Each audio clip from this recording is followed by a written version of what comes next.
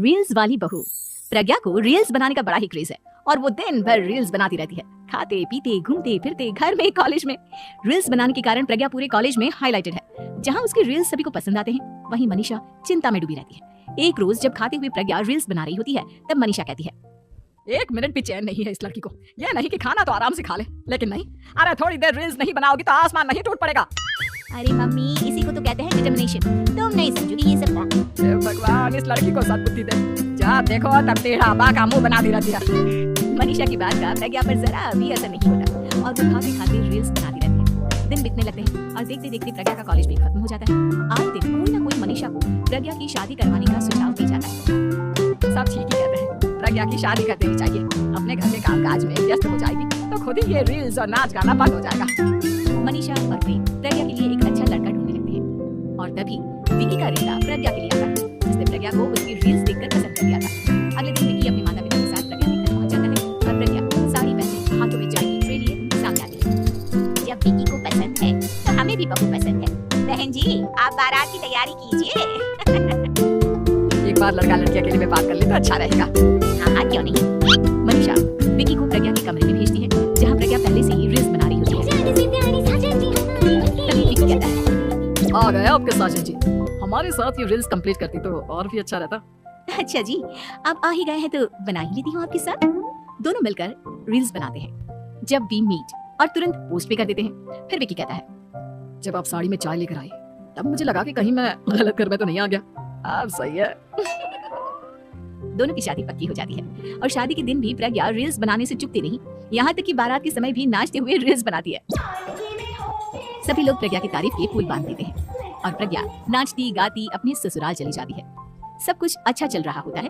प्रज्ञा यहाँ भी दिन भर हर चीज की रील्स बनाती रहती है। लेकिन कुछ दिनों के बाद जब सुनीता कहती है, बहू, ये रील्स के साथ साथ कुछ काम भी कर लिया करो। वैसे तुझे और क्या क्या बनाना आता है?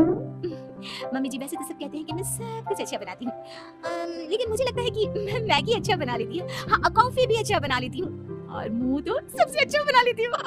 हैं? अच्छा अच्छा। सुनीता अपना माथा पकड़ लेती है और कहती है, बहू, कुछ खाना बनाना भी सीख लेती। मम्मी जी, मैं लंबी प्लानिंग कर रही हूँ। जल्दी ही मैं इतनी फेमस हो जाऊंगी कि मुझे पैसे मिलने लगेंगे। हम दोनों सास बहू राज करेंगे, राज नौकर काम करेंगे और लोगों की तो लाइन लगेगी हमसे मिलने के लिए। तेरा दिमाग खराब हो गया है क्या बहू? हंसी मजाक तक ठीक है, लेकिन इस तरह घर नहीं चलते। जितना जल्दी हो इस घर के तौर तरीकों को सीख लो। प्रज्ञा मुंह घुमाकर चली जाती है और तुरंत उसी वक्त एक रील बनाती है। ये देख सुनीता का गुस्सा 7वें आसमान पर चला जाता है और विकी के घर आते ही सुनीता उसे सब कुछ बताती है। विकी भी अब प्रज्ञा की इन हरकतों से परेशान हो जाता है। तुम टेंशन मत लो मम्मा, मैं देख लूंगा। विकी कमरे में जाता है तो देखता है कि प्रज्ञा रील्स बना रही है। विकी बड़े ही प्यार से प्रज्ञा से कहता है, प्रज्ञा, इन सब के लिए मैं तुम्हें मना नहीं कर रहा हूँ, लेकिन फिर भी हर वक्त तो ये अच्छा नहीं लगता ना। समझने की कोशिश करो, मुझे भी तुम्हारा थोड़ा वक्त चाहिए। मैं जब ऑफिस से आता हूँ तो मुझे समय देने की जगह इसी में लगी रहती है। तुम ज्यादा ही सोच रहे हो। तुम भी मेरे साथ रील्स बनाओ ना, तुम्हें भी बहुत अच्छा लगेगा। तुम्हें इज्जत से कोई बात समझ में नहीं आती क्या? दिमाग खराब हो गया है तुम्हारा इस चकाचौंध से। अगर तुमने अपना रवैया नहीं बदला तो मैं तुमसे दूर चला जाऊंगा। तुम ही रिश्ता लेकर आए थे, मुझे लड़कों की कमी नहीं थी और ना आज है। विकी दरवाजा पटककर चला जाता है। धीरे धीरे विकी प्रज्ञा से दूर होता जाता है। एक रोज मनीषा प्रज्ञा के ससुराल उससे मिलने जाती है। तब सुनीता उससे कहती है, बहन जी, अब आई हैं तो कुछ दिन यहाँ रहकर जाइएगा, आप ही का घर है।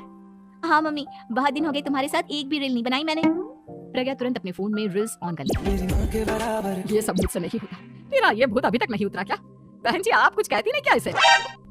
जब आप ही कुछ नहीं कर पाई तो मैं कर ही क्या सकती हूँ। सास तो वैसे ही बदनाम है। शाम को घर की लाइट चली जाती है और मनीषा प्रज्ञा से कहती है, मेरे घुटनों में बहुत दर्द हो रहा है, तू लाइट का कुछ इंतजाम करना बेटा। अच्छा, कैंडल जला देती हूँ मम्मा। प्रज्ञा गाते हुए कैंडल जलाती है और खिड़की के पर्दे के पास रख देती है। मनीषा, जिसे बहुत दर्द हो रहा है, वो सो जाती है और प्रज्ञा हमेशा की तरह अपने रील्स में लग जाती है। उधर कैंडल की वजह से पर्दा आग पकड़ लेता है और मनीषा के कमरे में आग लग जाती है। बचाओ, कोई है, बचाओ। सभी भागते हैं और विकी कमरे की आग बुझाने में लग जाता है, लेकिन तब तक मनीषा आधी जल चुकी थी। मनीषा की हालत देख प्रज्ञा रोने लगती है। विकी मनीषा को तुरंत हॉस्पिटल ले जाता है और उसे एडमिट कराता है। विकी प्रज्ञा से कहता है, देख लिया ना, तुम्हारे इस नाच गाने की वजह से आज तुम्हारी माँ की जान जाते जाते रह गई। अब पता नहीं तुम और क्या चाहती हो। उधर डॉक्टर कहते हैं, इनकी हालत बहुत नाजुक है, आधे से ज्यादा जल चुकी है। प्रज्ञा रोती हुई मंदिर में जाती है और भगवान के आगे जाकर कहती है, भगवान, मेरी माँ को ठीक कर दो। मैं कसम खाती हूँ, हाथ से ये रील्स बनाना छोड़ दूंगी। बस मुझे मेरी माँ वापस मिल जाए। 2 दिन बीत जाते हैं और मनीषा खतरे से बाहर आ जाती है। पेशेंट अब ठीक है, आप लोग उनसे मिल सकते हो। सब कोई मनीषा से मिलता है और प्रज्ञा सबके सामने अपना फोन तोड़ देती है। मुझे माफ कर दो मम्मा, मैंने तुम लोगों की बातों को नजरअंदाज किया।